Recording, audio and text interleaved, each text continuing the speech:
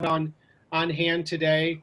Obviously, this isn't still business as usual. We're talking to a lot of members, and there's a variety of situations out there. We've got some members who are still going strong, who are serving a lot of essential supply chains. We've got a lot of members out there who have really seen a dramatic drop in their business, and I know everything in between. So we appreciate you being on, and we want to appreciate the support that we're getting from Mel Enger and Rick from LB Carlson, who has really been a supportive partner of ours and a supportive partner of so many of our members at a time when they really need it. So you want to just make sure that you continue to reach out to us as a resource. If you have issues, make sure that you are providing them to PIM, because we want to be able to be here for you and to continue to find the resources that you need. So today we're going to start with Mel and his team and give them an opportunity to give you an overview of what's going on in the industry right now. Where is the PPP at? We do have a special guest from Steve Carrier from Bremer, who's going to give you an update on, from that perspective, on where the banking is at. And then I'm going to just turn it over to Mel, and he's going to invite Ken from Daly, his co-chair, to chime in anytime. So Ken, please feel free to do so. And then most likely you're muted. We want to make sure that we can hear everyone, so you want to stay muted, but please feel free to chat in your questions at any time, or we do want to make this interactive as well. So unmute yourself. If you'd like to ask a question, you can also hit raise your hand and we'll call on you. Otherwise, we would like to make this interactive, but make sure that your voices are heard. So you're welcome to chat in questions anytime or speak up. In the meantime, I'm going to turn it over to Mel, and I'm going to start sharing my screen. And so Mel, just let me know whatever screens you want to pull up and whatever documents as well. Okay, thanks, Steve, and welcome everybody. Thanks for joining us today. First thing, Steve, can you hear me okay? Because we're having a little technical difficulty over here. Yeah, I can hear you well, Mel. Okay, good. So yeah, Steve, could you just pull up the agenda? Yep, there you go. So I just wanted to review quickly what we're going to try to cover today. We have an hour and a half, and there's a lot of topics here. First and foremost, our biggest item today is the PPP loans and tracking allowable expenses, and everybody's got a lot of questions on this right now and the forgiveness part of it. We're getting inundated with lots of questions, and unfortunately right now there's just not a lot of specific definitive answers to some of these things. So I guess be patient with us a little bit. We do understand that we should be getting this week, hopefully, or within the next week, maybe early next week. And when we do, we're going to obviously share that. So today we're going to do the best we can with what we have and what we think. At some point here, Steve mentioned, I'm going to have Steve Carrier come on from a banking perspective to talk about what's going on from their end. And then I'm going to try to cover a little bit on the business planning and recovery, which we did talk about at our March 25th meeting, but I wanted to go back and cover some of those things again. Rick Riesgraff, one of our partners, is going to talk about some of the payroll tax provisions, and then if time permits, we're going to also hit some individual and corporate tax matters as they relate to COVID.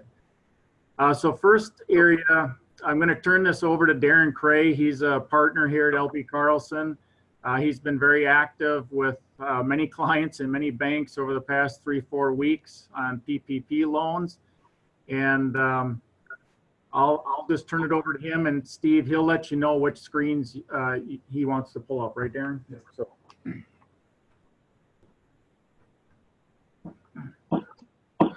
All right, so I think, Steve, if you can go to page 5, I think it is. I think last week. Or you want the one template pulled up or this? Oh, I think I'm good with this. Okay. Last week, we had most of our clients seem to be starting to get their proceeds from the PPP loan. So there's not a how this is going to be reviewed or audited by either the SBA or the banks, or who's going to be responsible for that at this point. What we did is we tried to generate something to send out as to what our recommendations would be to have for the information that you should be keeping as you're spending these proceeds. And that's basically how to use the loan tracker. There's a spreadsheet we'll go over in a minute. But really what we're trying to do is just have everybody put a comprehensive list or a comprehensive stack of information that they can easily support the numbers that they're using in their first forgiveness calculation, where they're using their proceeds on the 5 categories that are allowable: payroll cost, benefits, retirement contributions, rent, and then interest on debt obligations, and then utilities. So if you just look at this list, basically what we're trying to do is provide a audible trail for like compensation. We're saying, you know, keep the summary page from your payroll report, whether that's if you do it internally or you have a third-party processor do it, and then show your calculation as how do you get to the amount that you're including as an eligible expense. And that some of that is, you know, you have your total amount paid, and then you have to deduct from that the employer portion of payroll taxes, because the employer portion of FICA and Medicare is not included in payroll cost under the PP loan definitions. Add into that any of the deductions for, you know, dependent care, Section 125, garnishments, anything like that that is being paid to third parties, because that is still part of the gross compensation to the employees. It's just not being paid through payroll. It's being paid potentially through to a third party and by you, not through the payroll. And then also you got to make sure that we're continuing to back out the compensation that is over $100,000 on a pro rata basis.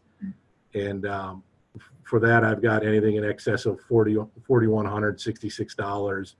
That's if you're a semi-month payroll. If you're weekly or bi-weekly, you know, it's different math.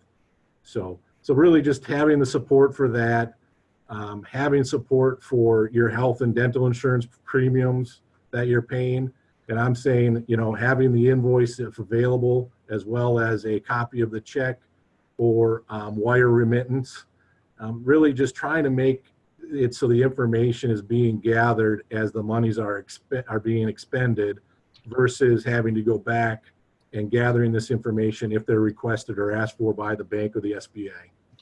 Darren, do you mind, as you're going through this, and maybe you're going to get to this, but I know a lot of questions have come up for people on, you're talking about payroll right now, but that the cash versus accrual thing, even though we don't have answers on that? Yeah, yep. And one of the questions that will come up is, you know, what expenses qualify? Is it when they're incurred, when they're paid?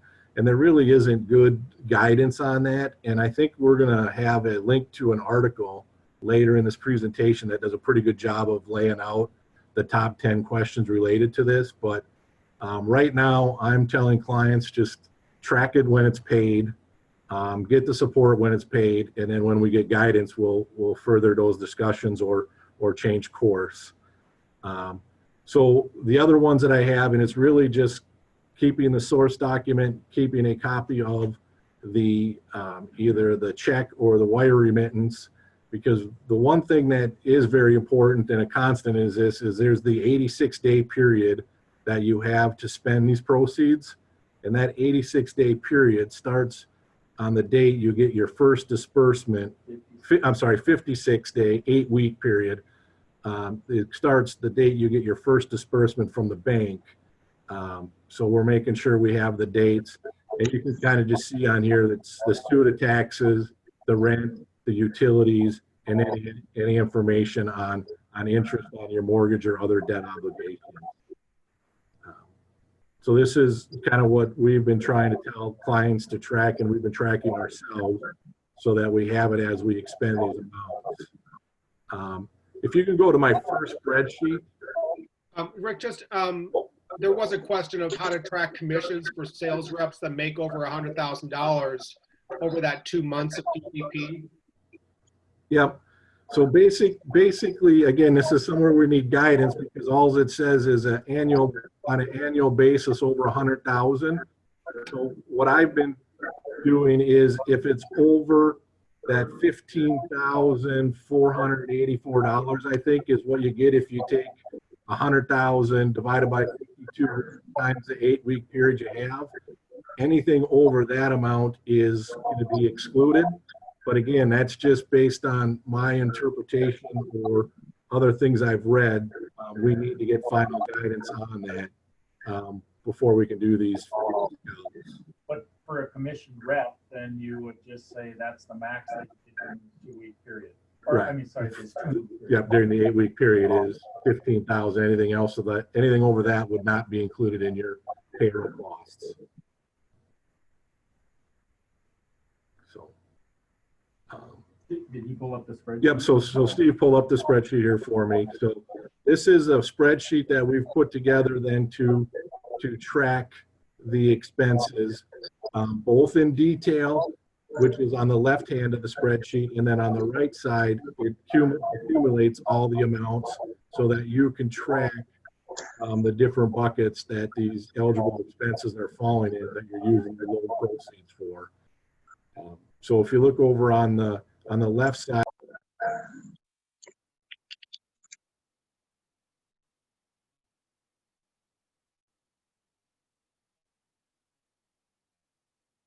example, but then for the calculation, only 450,000 of that is eligible because we had to back out our individuals who are going to make more than $100,000 on an annual basis, or maybe had some employees that weren't, their primary resident wasn't in the United States, or other things that might make it ineligible, mostly 100,000.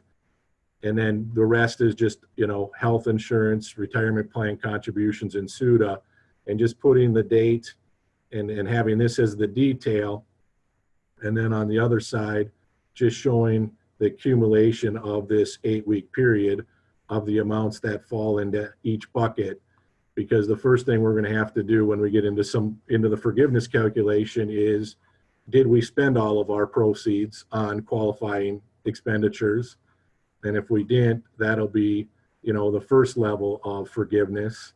And then with the new guidance that has come out, they're making sure that 75% of these costs or expenditures are being on payroll cost.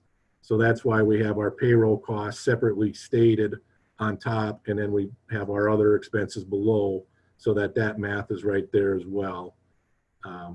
And, I've been getting this spreadsheet back from clients, and they've been adding sheets to calculate their payroll or all other different amounts. So this is kind of just a starting point that we've put together that we think will help, in that 7-8 week period here when we have to start doing these calculations and supporting the expenditures. And right now, Darren, just to be re-emphasize that right now you're telling clients to track this based on when they pay it. That is right. That's because that's what I think the guidance is, but it will be clarified, incurred, paid, incurred and paid, or how it's exactly going to work here. Like Mel said, hopefully in the next week. So, is there anything else on that, Steve?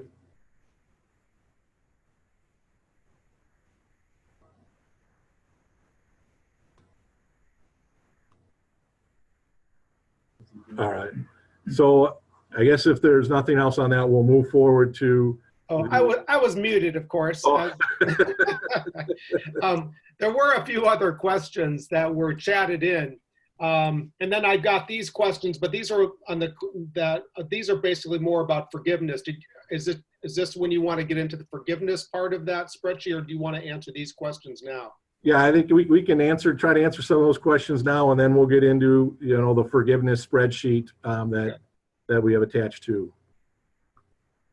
So it's these are the questions. Can you see them here? Of which qualify for forgiveness? I cannot do it. Oh, Are you talking about what's on the PowerPoint, Steve? yes. Oh, so Yeah. do these qualify for forgiveness? I'm sorry, Yeah. yes, I can see Oh, that. okay, all right, good. You got me scared here. Yes, so yes, rent does qualify for forgiveness. Now, it's down on your last one, postal equipment rental, does that qualify? That is one of the things we need clarification on from the SBA or the Treasury, because it does say rent. I think we've been assuming that means rent, real estate rent. But if you read enough on the internet and some of the articles, they still think it's an open question whether it's real estate rent or equipment rent. So that we do need clarification there. Interest on loans, yes, that qualifies as well. The one that's clear for sure is the interest on mortgages. And those mortgages have to be in place before February 15th, 2020. There are certain places in the guidance where it refers to all debt, so they'll have to clear that up. But right now, interest on loans, I think, does qualify. Utilities do qualify. And when we get into the forgiveness spreadsheet that I put together, it does have a definition of utilities, which does include internet and phone and water and electricity. On the phone, where it says cell or landline, I don't know that there's a definition between the two. It just says phone, I think, right now for the utilities. Property lease payments, I'm assuming that's that falls under the rent, where there is rent expense that qualifies. We do need clarification on that. Prepaid 401k matching, that's a question we are getting all the time. 401k matching, 401k profit share contributions. Right now, that's all going to depend on how the term incurred is defined, in my opinion. But that's a question we're getting and watching, because if it's just paid, then yeah, we're thinking prepaid 401k matching, bonus payments, profit share, 2019 profit share that typically doesn't have to be paid till August or September to be deductible on your tax return. That might make sense to pay that in your 56-day period. So we're waiting for more guidance and information on that.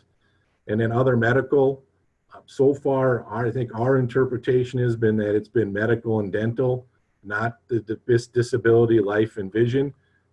But that's just on what we've seen out there and then the guidance we've looked at. So that's where we're at on the medical. We've included dental, but not disability, life, or vision. For payments between companies of common ownership, what limitations, if any, will apply? So far, based on what we've been looking at the bill, if you have a operating company that pays, building real estate lease payments to another entity, which is common with our client group, we've said that counts as rent expense and shouldn't be excluded because it relates to a lease agreement that was in place and enforceable before February 15th of 2020. Qualified expenses and holding companies. I know that was an issue with some of our clients when they were going through the loan application process. We had some banks that were requiring the holding company to apply for the PPP loan, and we had some banks that were having the individual companies apply for the PPP loan, not the holding company. And the reason for that bank's explanation is the payroll reports were going to be in the company's names, not in the holding company name, so they didn't want any confusion. So I think that's been something that's been there with this whole affiliation and what that means since these loans have been available. So I think we're waiting for more information, and I think some of the banks even have had different answers on that. Will the cash or accrual method impact the 8-week qualified expense period? I think that's what I've kind of been talking about the whole time. What is the definition of incurred? Does it have to be, like one of the examples that I saw online yesterday preparing for this was, April 15th payroll. If you got your loan on April 14th, does the April 15th payroll qualify as a qualified expense because yes, it was paid on April 15th, but the expense was incurred April 1st through April 15th. So that's a place where there needs to be a lot of clarification and will help answer a lot of these other questions as well. So a couple more questions. So it says transportation is a utility. Is that shipping costs for products, for freight? How would you describe transportation?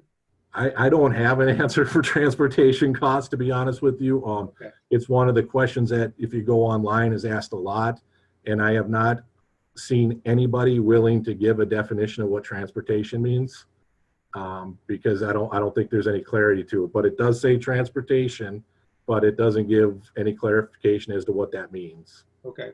And is your countdown, is that related to when you start accessing the money and to pay for payroll, or is it when the money is deposited in your account? According to the SBA guidance, your 56 day one of your 56-day period is the date the bank disperses the funds into your account. So it doesn't matter when you spend it. It's based on when the bank makes that money available to you. All right, thanks. For health insurance, is the whole premium forgivable, or is it only the employer portion? Well, technically, it's only the employer. It's only the employer portion, but the employee portion should be included in your gross wage amount because that is part of your gross wages from employees. So, in effect, you're really deducting the whole premium, but it kind of falls into two different buckets. One part of it in the compensation bucket because it's the compensation to your employees. And then the other bucket, it's the medical premiums you're paying. So at the end of the day, it's all deducted. So when your property taxes and insurance and everything is included in your rent, is that all covered then, or do you have to separate the rent out? We've been interpreting that that is your rent payment. Even the CAM is part of your rent payment, so that would be included in your rent expense. In fact, one of the questions that we've got that I don't know the answer to, and I don't know that anybody does, is if you're part of your rent is that you cover the real estate taxes. Well, real estate taxes in Minnesota are due first half on May 15th. So if you pay those real estate taxes, is that part of your rent expense? Okay. And I don't know the answer to that, but it's a question that we've got from several clients that is part of their rent commitment. Got it. Thanks, Rick. That's all clear as mud, of course, but not due to you. Yep. Nope. Nothing you can do about that. Yep. So right. hopefully get guidance. Yeah. Now, I'm hoping that I've addressed any of the questions. If I haven't, please continue to chat them in again. There's one complicated one in there that I think I'll have Mel address at another time. Okay. And so that's about all we have on this. Did you want to move to the next topic? Well, if you want to go to that second spreadsheet, that kind of just shows what we're putting together for our loan forgiveness calculation. And a lot of it was covered in the narrative there, but this is based on our interpretation of the guidance that's out there right now. This is how we're kind of trying to estimate the loan forgiveness. So the first thing is you have your proceeds now, so you kind of know what your top number is, and I just used $1 million. And then the next section is just the cost incurred during the covered period. So that is where the first step of the forgiveness calculation is if you didn't use all your proceeds for the purposes, you're going to have that amount that's not going to be forgiven. So in the example I have there, if you can scroll up a little bit. So in the example I have there, I only used $850,000 of my $1 million of proceeds during the covered period for the cost. So I have $150,000 of that loan that is not going to be forgiven because I didn't use all my proceeds for the required expenditures. So that's the first part of the loan forgiveness. calculation.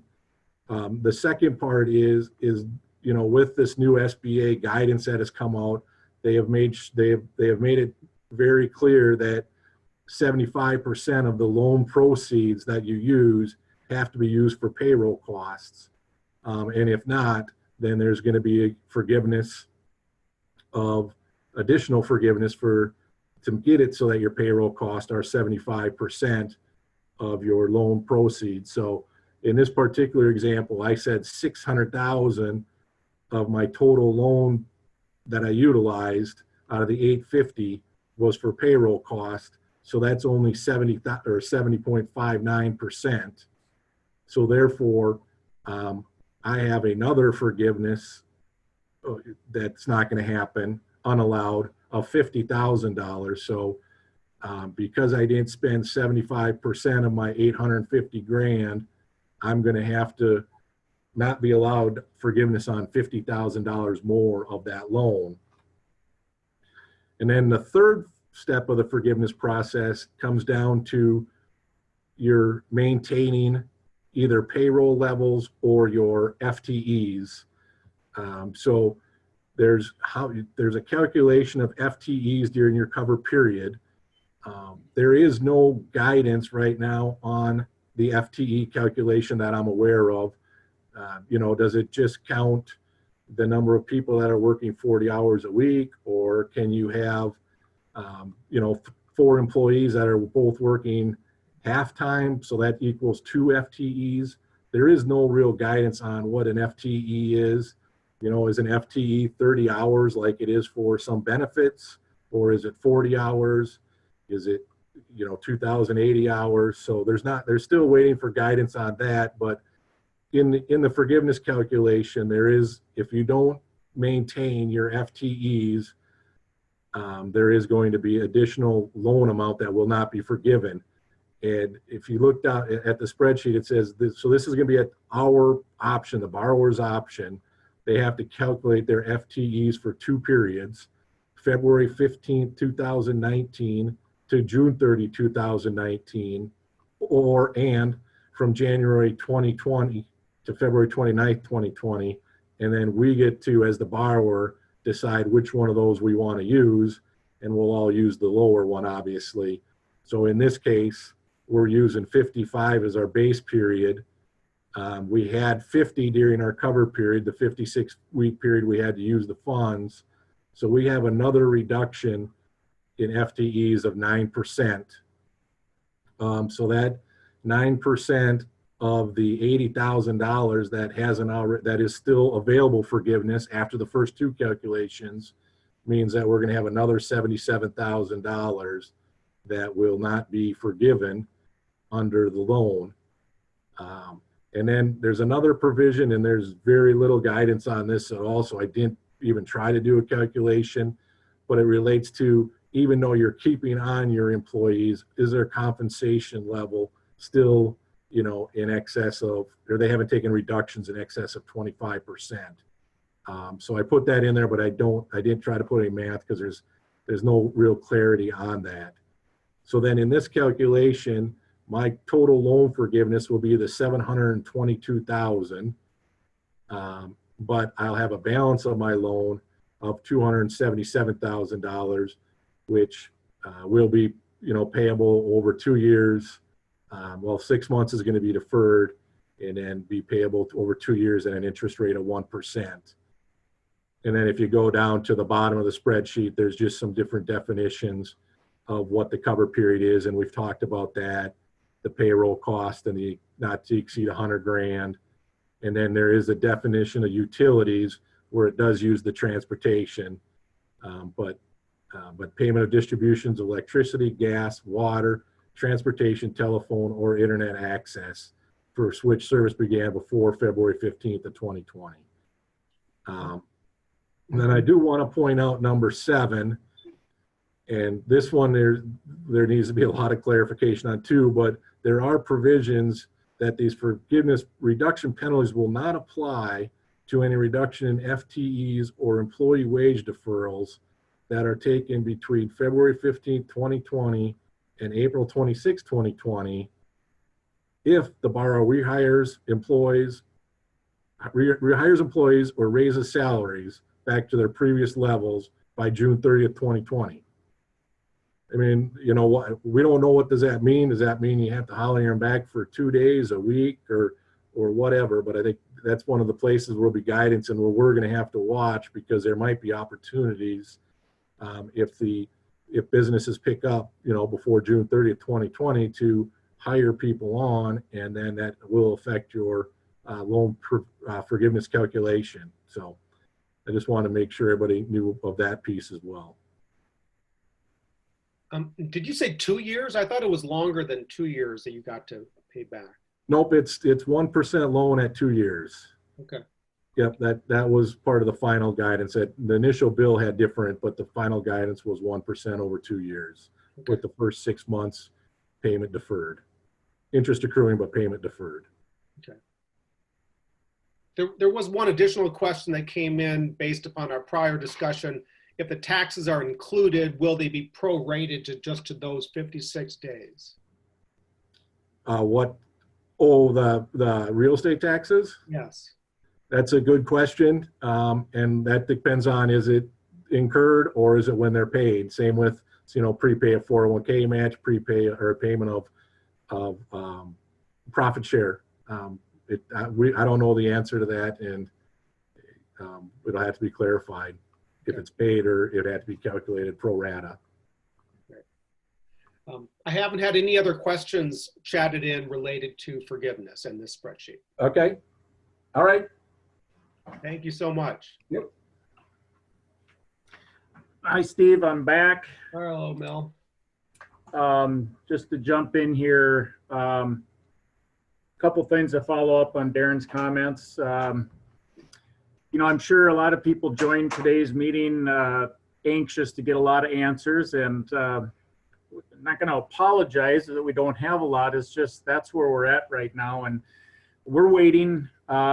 And really the goal we're trying to do with a lot of companies right now is the spreadsheets Darren introduced is just to set up a mechanism to track things accordingly. And right now, the best thing to do is just, as Darren said, track it on a cash basis and build the support behind it and have it ready and available. And as soon as we do get clarification, the big one, of course, is cash versus accrual, or do they count when the expenses are incurred or not incurred? That's going to be a big one. And then as soon as we know that, we can go back and clean up our spreadsheets and our supporting documentation. And also then I think start addressing strategic questions, because assuming I think we'll have time to do this. We do have 8 weeks. So then people can start thinking strategically about how to maximize their loan forgiveness and how it fits into also what's going on in their business. With that, excuse me, with that said, I thought it would be good. Steve Carrier's on the line, and I'm going to turn it over to Steve for a second with the idea that, you know, just like in the application process, the banks were asked to, you know,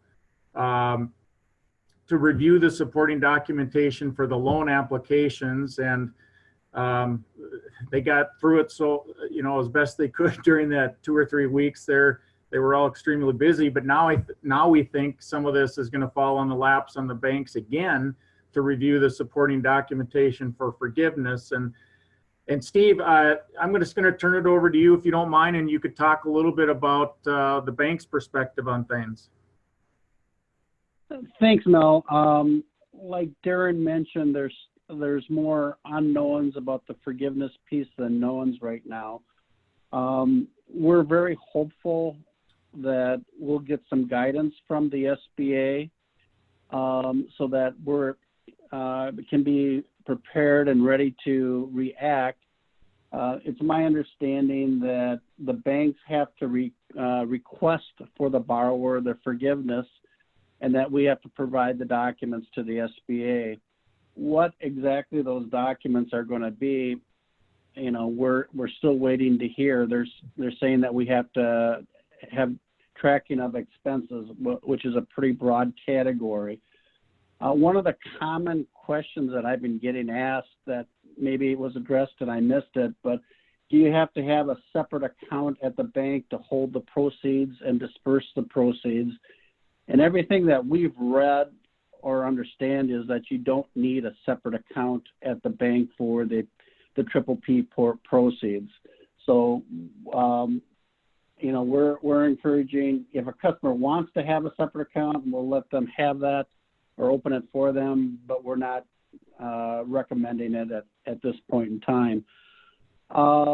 Again, we're waiting for guidance. We want to be, as a bank, as banks, we want to be better prepared for the forgiveness portion than we were the application portion. We're still getting guidance from the SBA on the application portion, so it's constantly changing. We, as a bank so far, have processed over 3,600 approved applications, and we have another 2,000 applications ready to submit once hopefully the Congress gives the final approval and the president signs off on it. So there's still a lot of businesses out there that want to participate in the PPP loan, but are waiting to get their application in for authorization. To be straightforward and honest, our primary focus the last 3 weeks have been getting these loans submitted to the SBA in a manner that we can get the authorization, that's where our focus has been. We're hopeful that in the next week we'll have more information so that we can relay it on to our customers and the professionals that serve our customers. That's kind of a quick summary, Mel. If you have any specific questions, I'd be happy to try and address them. Steve, one thing I was just thinking as you're talking, you know, during the application process, it seemed prudent for everybody to make sure they're talking to their bankers, because if the bankers are going to be responsible for making sure the supporting documents are there, and if the interpretations aren't black and white or the rules aren't black and white, they may be different from bank to bank. So don't you think, Steve, that everybody obviously should be talking to their banks and saying, well, I heard so-and-so had to provide this, but make sure you're providing your own banker what they need, right, Steve? Absolutely. I think it's important to always have good communications with your banker, and it is very likely that there'll be different interpretations of the rules. I know with Bremer, we got original guidance on certain things, and we changed that guidance as we went through the application process. So, you know, be patient with your banker. That they're learning it.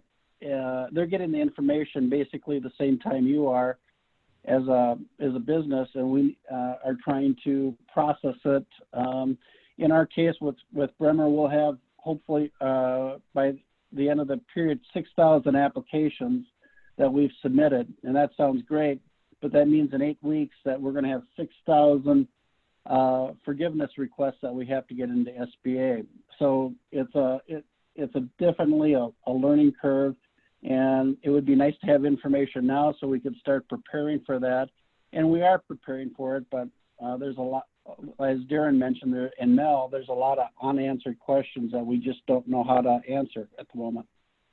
Yeah, and part of my point, Steve, on this is when we learn of these things, hopefully this week, we're going to put them out there. We're going to tell our clients. We're going to submit things through Steve at PIM that's going to be out there, and but still, even no matter what you see or read, check with your banker about what they need as you support your forgiveness calculations. Steve, totally agree with that, Mel. You know, work with your banker, get the banker what they need to get the forgiveness in process. Okay. Steve, is there any other things on, I'll say, other SBA programs or anything you want to mention today? If not, that's okay. We just had it on the agenda if there was. You know, the other program that is supposed to be out there is the Main Street program.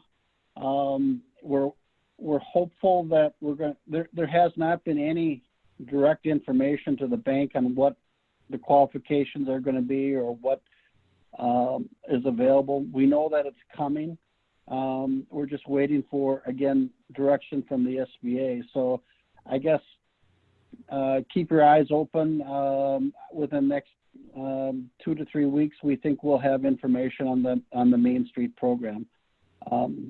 I wish I wouldn't have to keep saying we're waiting for information, but that's kind of the fact of the matter. Okay, thanks, Steve. Steve Bonoff, is there anything coming through chat-wise? Well, there's nothing coming through, but I guess I was just curious of, does Steve have any kind of knowledge about whether, people are going to, like, now that the PPP has been refunded, does that change anything? Are you going to see like a new influx? Did you get a number of applications that were denied because of non-funding? How does that change anything for you?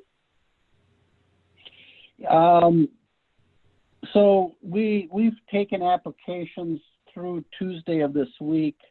On Tuesday, we stopped taking applications because we have over 2,000 applications to submit. We feel with our resources, and this is having our resources submit applications 24 hours in a day, all day long, that we can submit 500 to 600 applications. So we have what we feel is, 4 to 5 days worth of applications still to submit. And we feel that the money isn't going to, potentially the money will not last more than, 5 or 6 days. So we filled up the queue with as many as we feel that we can realistically serve clients with. We don't want to be taking applications where we don't think we can get them into the queue at SBA and get them approved. So I'm not sure that answers your questions. That's kind of what Bremer is doing. We've stopped taking applications because in good faith, we don't think we can provide the service necessary to get the SBA authorization. Steve, have you gotten any feedback at all on timelines? I mean, I realize that they haven't shared with you a lot of the forgiveness details, but have they at least shared with you when you might get that information? Is there any chance that the 8-week period could be extended? We've been told that we would have information at the end of this week, early next week. Typically when they say that, it's, 2 or 3 days after the fact. But so I'm thinking, I feel that we'll have information within the next week to week and a half, so that we can start making decisions. Keep in mind that when we get the information, that information that we receive oftentimes changes on an hourly basis of what's required and not required. So what originally is released might not be the final version of it. I'm not trying to be a pessimist or negative, but that's kind of how we dealt with it on the application side, is that there were a number of changes. Hopefully the forgiveness part of it runs smoothly. That's what we're hoping for. I don't think that the forgiveness piece will run more than 8 weeks. I mean, that's been a standard. There's been no talk about that 8-week period changing. I would be very surprised if it did. Great. Thanks, Steve. That's all the questions I've had come in. Okay. Well, we'll keep going through the agenda then. The next item we have here is called Business Planning Recovery, and I'm going to talk a little bit about that myself. I'm guessing many of you that are on the call today were on our March 25th call about a month ago, and this was a topic back then. I covered things in a little more detail back then, but I just wanted to come back and review some of these things and some reminder points because I think they're important. What I'm talking about mainly is, I call it business planning, projections, cash management, cash projections, cash flows, things like that. That even in normal times, this is a process that I believe should never stop. You have to keep looking at these things throughout the whole year, but in today's world, it should almost be constant because obviously there's so much uncertainty. You know, we've all been at this about, what, 6 weeks now? And I think it's fair to say we all know a lot more than we did 6 weeks ago as far as what's going on and how this is impacting our business, but there is still so much uncertainty. This is why we got to keep working on our plans right now. And I'm going to review a few things that I mentioned back on March 25th. And if you remember, I talked about building a plan that is a worst case scenario and a best case scenario, and maybe some scenarios in between.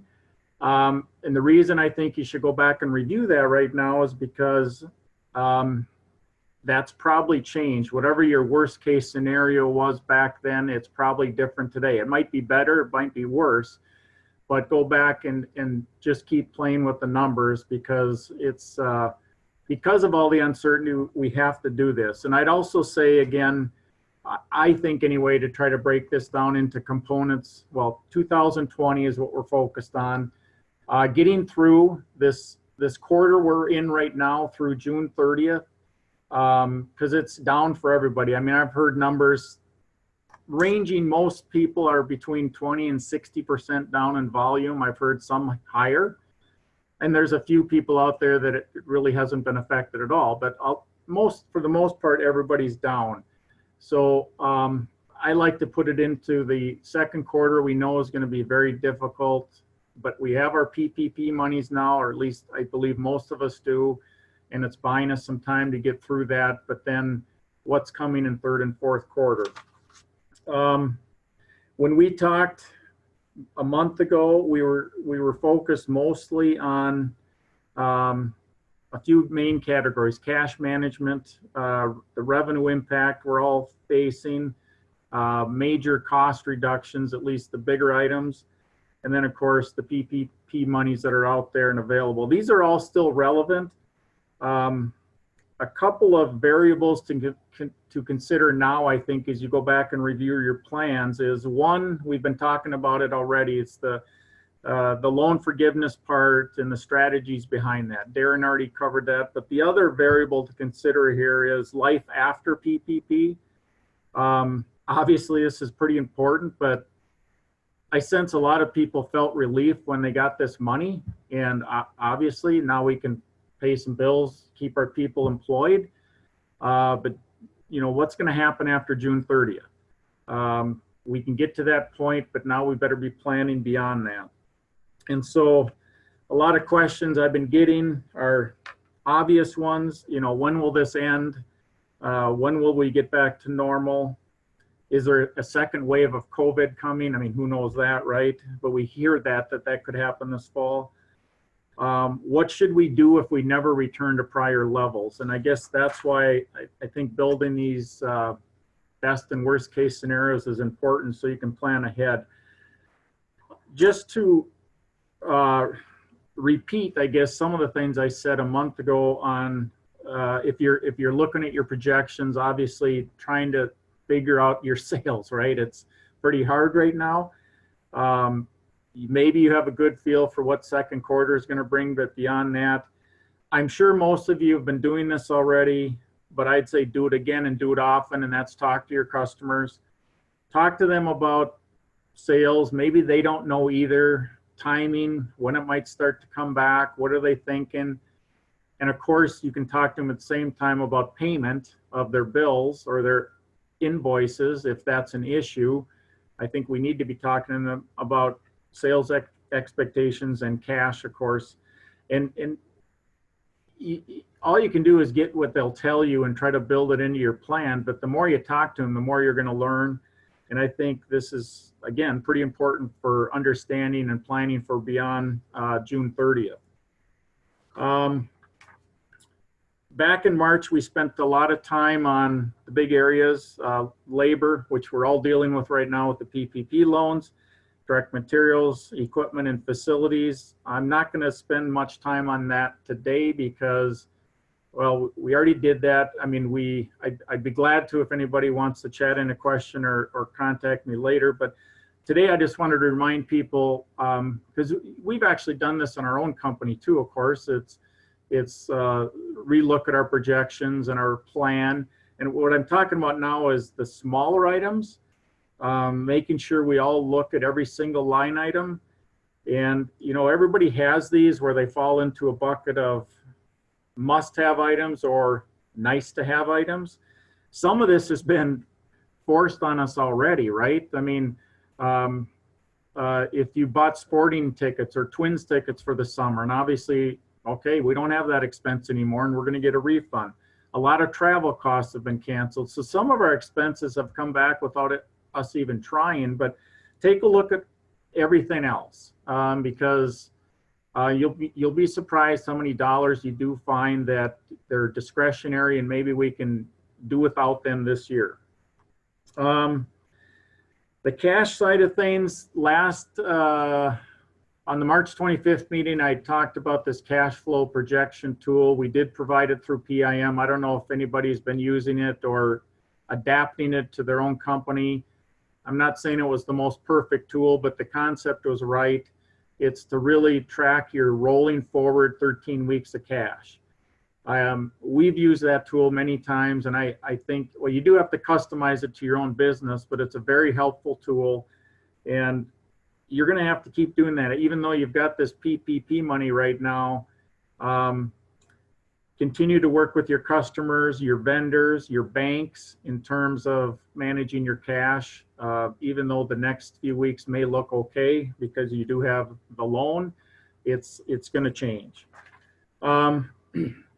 Final message maybe on this whole business planning area. It's you know, I'm trying to only spend 10-15 minutes on this, and there's a lot more we could cover, of course, but I'm really just trying to encourage people to go back and revisit your numbers and your tools, and especially beyond June 30th. You know, this COVID-19 thing is impacted.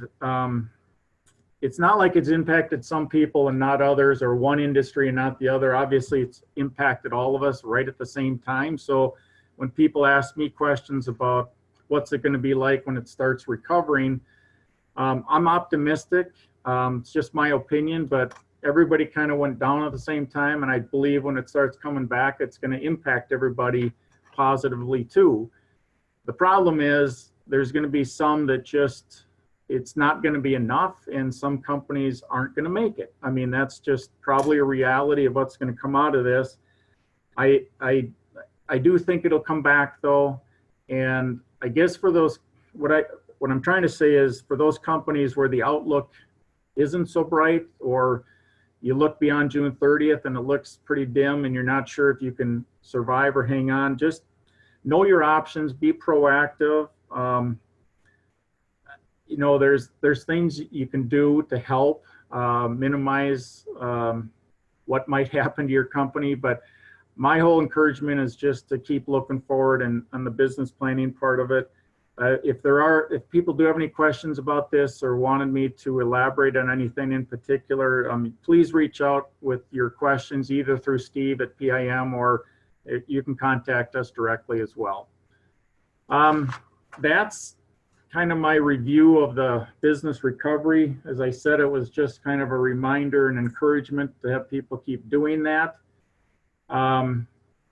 Next, Rick Riesgraff was going to cover some things on the payroll tax provisions that are out there. I know he's in the other room. I don't know if Rick needs to be in here to talk.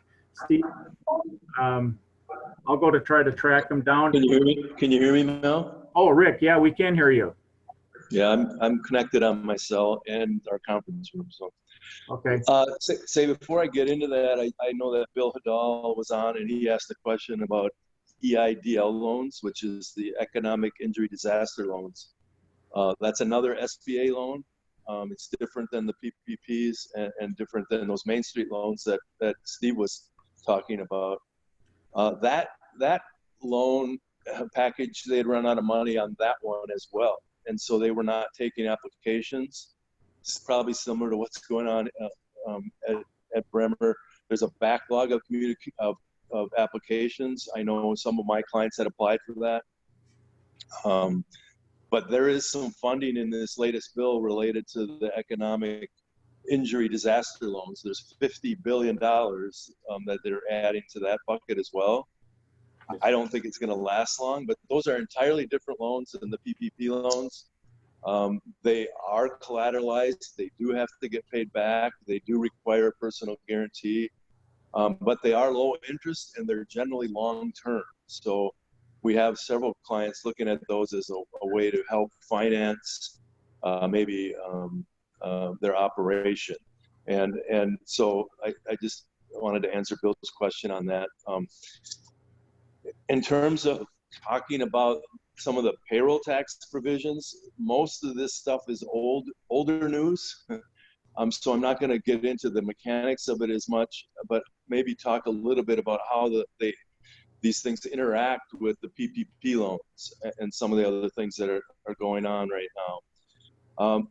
The first thing I'll talk about is the Families First Coronavirus Response Act. They call it the FFCRA loan or payroll taxes. This was something that was put in place back in March and effective April 1st.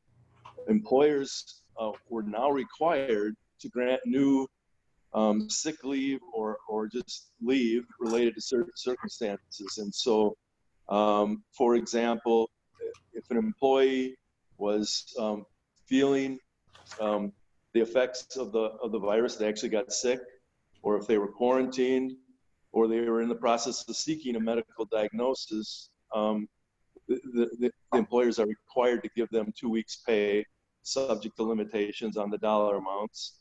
And similarly, if that person had to leave work to care for somebody that was sick or quarantined, the employer is required to give them 2 weeks pay at a 2/3 level.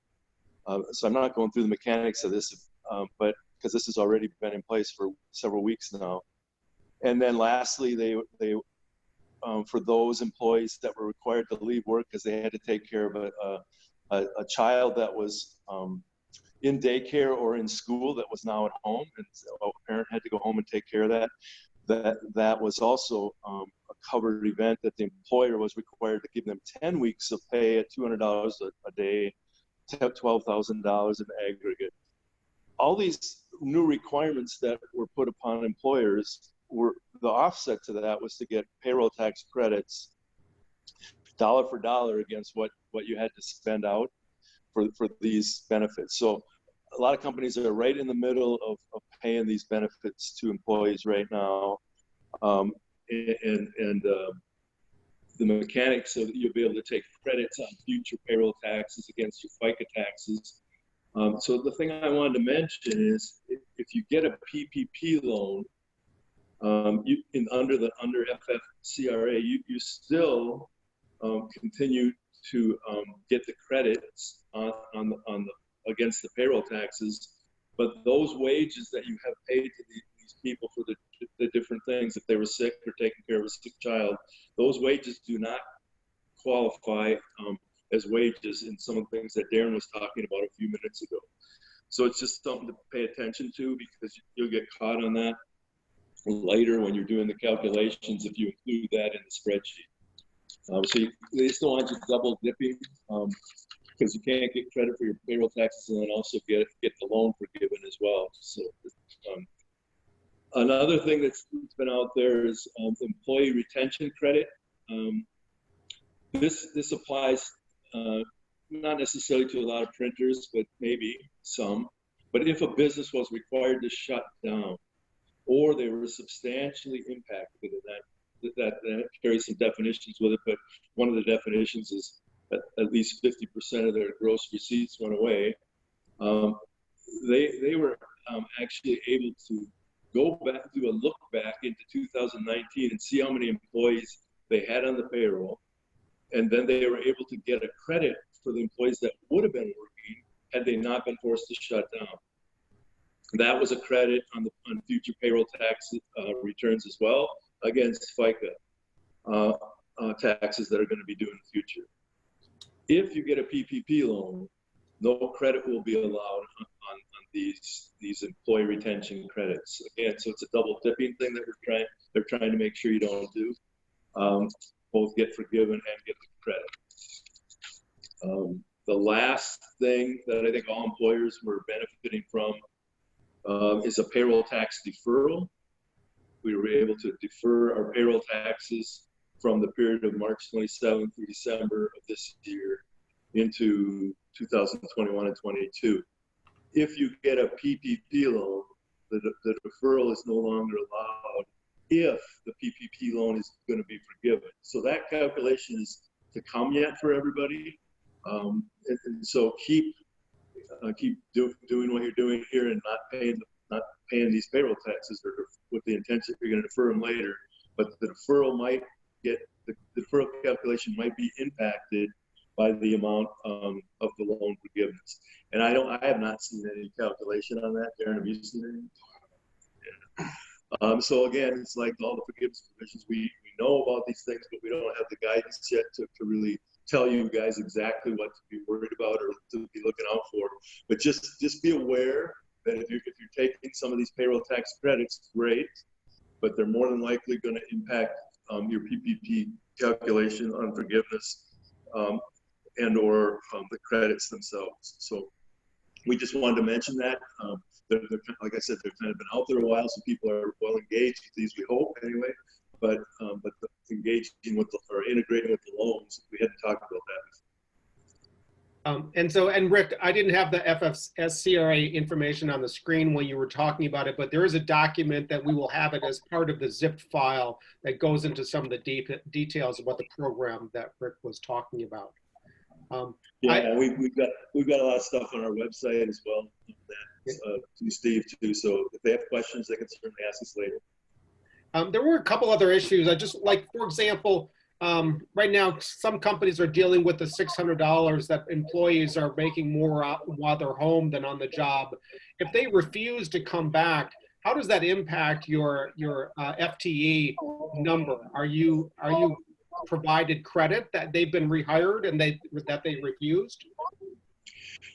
Well, Darren's sitting next to me. We really have no idea on that, Steve, but that's a question I bet you virtually every one of our clients has asked. Trying to get them back from whatever they're doing and making more money than you were paying them is a challenge. And so it's going to impact your head count and everything else. So it's a little crazy right now where you get an unemployment benefit that rich where we can't get them back to work. Yeah. And Darren, maybe you could answer this question specifically related to the payroll, specifically related to if payroll is from, can we use the proceeds to pay for payroll from 2/15 to 6/30, or does it have to be used for only the payroll in the 8 weeks following the receipt of funds? It has to be used in that 8-week, 56-day period to qualify as payroll cost under the use of proceeds provisions. Okay, got it. So, and then Rick, about the EIDL, you said that it's run out of money. If you've already applied, your application was received, you've got a confirmation number, is it still possible you're going to get it then based upon this new round of funding? Or have you heard anything about that? I think Darren can answer this too, but I'd say it's possible, but I'm sure not going to say for sure because I don't know what their backlog is. Just like the PPP, the backlog is so immense. This could all get spent within days. You know? Okay. Okay, great. Thanks. Back to me, Steve, for a second. Sounds good. Steve, okay. Yeah, that question about the employees that are staying home, making more money at home and not wanting to come back. Part of the practical part of that for me is that might be good right now, but it's not going to last forever. And it seems like people should look at that in terms of my long-term future too. But that's just a side note. Right now I was just looking at the clock, and we have time. We do have another area to cover on tax matters, but I just wanted to not to put Ken Ryan on the spot at all right now, but Ken is the co-chair with me of this committee. And Ken, you'd have to unmute yourself, I believe, but if you, Ken, if you had any comments or anything you want to share on some of the experiences Daly's been going through, if not, we'll continue to move on, but I just wanted to give you the opportunity. Nope, I'm here. Mel, thank you very much. We at Daily Printing, we have got our PPP loan, and we are using the spreadsheet that you provided to put together a list of our expenses that are going to qualify for the forgiveness piece. But what we're trying to do is work with the bank to answer some of those gray area questions. But we're going under the assumption that we're going to put everything on there and hope it sticks. That's the best we can do with what we got. But another thing, and I put it out there too, is look into those tax forgiveness pieces. If you have any employees that remotely have anything wrong that would qualify as that COVID-19. We just had an individual that, well, now we're on our second one, that ADP has a code, and we got our first payroll back with that code, and it paid us back in taxes immediately for all of their wages. And so it's a good deal. But pursue everything that we've been talking about. It is vital to try to keep the doors open and the lights on. Okay, thanks, Ken. Appreciate that. We thought it might be good, and we have time to go over some tax-related things from an individual standpoint and a corporate standpoint. There are three handouts. Steve pulled up the first one on the corporate tax schedule. I'm sure a lot of people are already aware of these, but I'm gonna turn this next section back over to Darren, and he's gonna talk about this. Darren? Well, wait, Ben, you have to unmute me to make sure that Darren can be heard. Can you hear me? Yes. Okay. Well, we'll just stay on the page that Steve has up here, and that should say individual tax schedule on the top. I just thought it would be important to share this, especially for the residents of Minnesota, because there's been, excuse me, a lot of confusion on the different due dates of estimated taxes in the 2019 tax returns. So I just put this together quick. I've been sending this to clients the first 2 weeks of April to make sure they knew what their payment schedule would be from a cash flow planning standpoint. And, you know, there was a lot of confusion in Minnesota as to what was being deferred and what payments were still due. So I think this schedule just shows that as far as first quarter estimates for estimated taxes, Minnesota has stayed on the same schedule as always from an individual standpoint. They have not adopted the July 15th deadline for first and second quarter estimates like the IRS has. So this schedule just kind of lays it out, which I think is important for part of what Mel was talking about from a cash flow standpoint as to when, you know, tax payments are going to have to be made for your 2019 tax returns or quarterly estimated taxes as well. So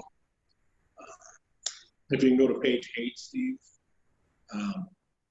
I think we want to talk about some of the tax considerations as well. Obviously, most of what's been talked about in the news, in our businesses, in the associations, is really these PPP loans and the other credits available.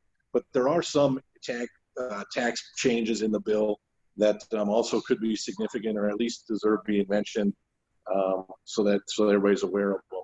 The first one I have is these recovery rebates for individuals. Obviously, they've been getting a lot of news as well. I think if I remember correctly, the first payments were received by individuals on April 15th. So I just kind of put a little highlight here of who would qualify. So if you're 2018 AGI or 2019 AGI, depending on what returns you filed, and your married filing jointly is over 150,000, you're not going to qualify. Well, you won't qualify for the whole amount, and there's a phase out period where it gets reduced by 5% for any AGI over 150 grand, 112,500 if you're at a household, And then basically what I saw is 75,000 if you're not for anything else. Rick just sent me a question about the Minnesota property taxes. I know there's been some associations trying to get the Minnesota property taxes deferred for 3 months. I have not seen anything on that. The information I saw on it was that this would not be a possibility because the state and the counties need this money to function. I guess to keep politics out of it a little bit, but the comment I got from somebody was the states and county cannot just print money like the federal government. So they actually need to get their payments on time so that we can continue to have the services. So that's kind of the update on that piece. So hopefully if you're eligible for recovery rebate, you're getting them. I know they're happening. I got a call from my dad on April 15th that his amount was in his checking account already. So obviously he had plenty of time to watch his checking account to see what it showed up. One of the other provisions is special rules related to retirement funds. If you're going to use these rules for retirement funds, there are some eligibility requirements that are very specific and relate to actually being diagnosed or having spouse or a direct impact of the COVID virus. So if you're going to utilize any of these, just make sure that you qualify by probably talking to either your financial representative or your third-party administrator of your retirement plan. But basically what it says is that you can get a distribution in the amount of $100,000. This distribution can be paid back over one payment or multiple contributions over the next 3 years. And so if you need money, it's a good way to get money to get to your 401k. And there's other things where the loan eligibility has been increased from 50 to 100,000. Again, this would have to be, I would guess your plan would have to be amended to allow this. And there's also a delay on the current loans payments until 2021. And then if you don't pay back your $100,000 distribution, you do get to take that in over a 3-year period. So you don't have to recognize all 100,000 as taxable income. And then I also believe that they are waiving the 10% penalty on those contributions as well if you are not over 59 and a half. Another one that we've been talking to some of our older clients with is that there's no required minimum distributions from your IRAs or 401k, your retirement accounts in 2020. So we've been talking to our clients with that and using that kind of as, let's not do it now. Let's see how everything goes, how your investments do, how your other income sources do, and determine later on here in the fourth quarter whether we should take advantage of not having to take a required minimum distribution, or if you still want to take it based on working through different, tax levels. Charitable contributions is another big one that I don't know has maybe got enough attention. But basically, the first one is that anybody's going to be able to take $300 of charitable contributions on their tax return. So even for the people that do not itemize, they are going to be able to take a charitable contribution of up to $300 above the line, we call it. So in previous years, or since the previous years, if you didn't itemize, which less people itemize now with the changes in the state tax deductibility, you really weren't receiving any benefit from your charitable contribution. So this will allow $300. And then for those that want to do more from the charitable contributions, the law now allows that 100%, you can deduct up to 100% of your AGI for cash contributions. That used to be limited to 50, or typically is limited to 50%. But I want to make sure everybody hears the word cash contributions, because these rules do not apply if you are doing gifts of appreciated stock or appreciated property. So it's only cash, not appreciated property. Those limits are still 20% if it's to a personal foundation and 30% for appreciated property if it's to another charitable organization. And then within this, even though it's under individual considerations, they have also increased the amount that C corporations can contribute from 10% of your taxable income to 25% of your taxable income. So I think those are worth noting. Enhanced employment benefits will be paid. I think we've kind of covered those in other situations, but obviously I think this was even before the $600 federal amount. But unemployment is being easier to obtain, quicker to obtain. So I think those are important too. But I think we've covered those. Any questions on the individual ones? I haven't seen anything come through. Okay. On the business provisions, now a lot of these Rick has talked about, or we've talked about elsewhere with the retention credits and the payroll taxes. But one of the ones for C corporations that can be important, especially when there's a need for cash here through this pandemic, is these net operating losses. Under the TTJA, net operating losses were no longer allowed to be carried back. This now allows losses for tax years beginning after 2017 to be carried back. So if clients or companies have losses that from 2018 or 19, these losses can now be carried back to free up cash from taxes paid back in 14, 15, 16, and 17. So I think that's a pretty big one that C corporations should know about. And then if there's losses in 2020, those losses will also be allowed to be carried back to other years to free up cash flow. So I think that's an important one to watch if you're a C corporation. And the other thing they have done is under the last Tax Act, they only allowed you to carry back or carry forward losses up to 80% of your taxable income for that year. They have changed that now, where it can now be up to 100%, which it was under prior law. So I think that's also important to note if you are a C corporation. I didn't have it under the individual considerations, but there are also rules that allow individuals to carry their losses back. They're a little bit technical and confusing right now, but I think if you do have pass-through entities that have created losses in prior years, that's something you should look into, or definitely if you're creating losses in 2020, to carry those losses back to prior year again to free up some cash flow. And one of the business considerations is in the last tax change, losses were limited to $500,000 that could be deductible, and basically any losses in excess of that had to be carried forward to future periods. That limitation now has also been lifted. So regardless of what your losses are, they can now be used to offset current year income from other sources or generate net operating losses. So I think that's something for us all to look at as well.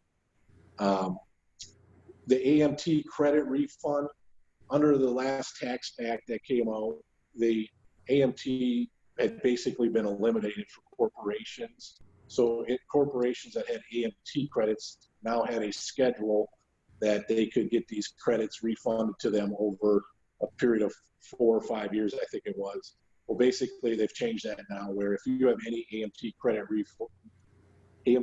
carry forward, that amount can be refunded immediately or on your 2019 tax return or 20 tax return.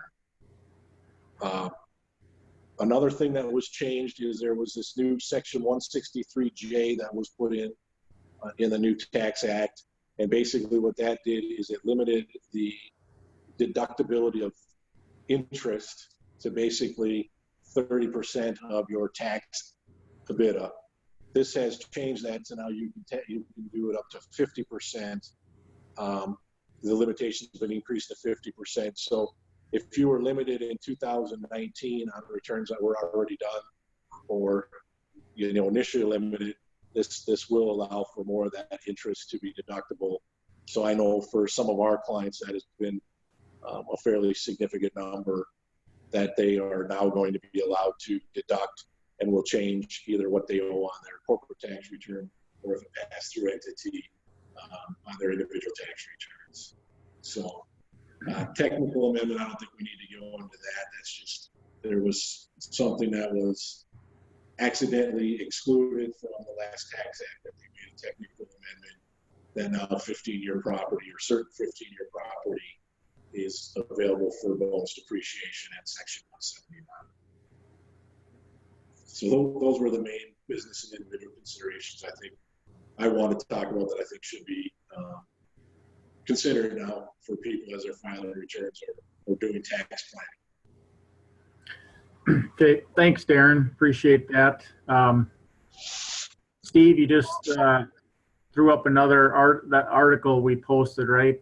Yeah, this was an article from Forbes magazine that it's a pretty lengthy article, but it talks about the common questions or issues people are having with the Paycheck Protection Program. So people can read that at their leisure. Maybe many of you people have already seen it, but we just thought it'd be helpful to have it here. Steve, I think we're coming up to our allotted time. I guess I don't know if there's other questions to cover, and if some of them that haven't been, Steve, we can circle back and provide some answers to them. I think what we're all waiting for is the definitive rules to come out for how to track and how to calculate the forgiveness part. And hopefully what we've done today is just provide people some things to think about, some tools to use, track and support these things as much as possible right now. And then as soon as we know more, we'll have to adjust on the fly. But again, remind you to talk with your bankers about what they're going to be looking for to make sure you cover it the first go around and it doesn't go back and forth, because I'm sure Steve Carrier and the bankers would appreciate that. So they have a lot of, like Steve mentioned, he's got 6,000 loans to get through, and he'd rather just do it once than a lot of back and forth. Steve Bonoff, anything from you to wrap things up? Yeah, well, just a couple things. So one is that, if anybody is on and wants to use this opportunity to chat in, I think we will hold this event again in 2 weeks, if that's okay with you, Mel. I think there's still reason for people to be gathering information as things change. Hopefully, as Rick said, within the next 10 days, we will have the updates and answers to many of these questions. And I think that'll generate a whole new series of conversations that we should probably have. So hopefully in 2 weeks, we'll have another meeting. Would you agree?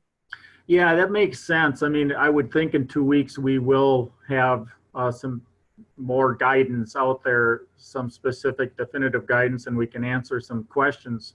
So that makes sense, Steve. If for some reason we get it sooner and it makes sense to try to do something sooner, but I think let's plan for 2 weeks from now.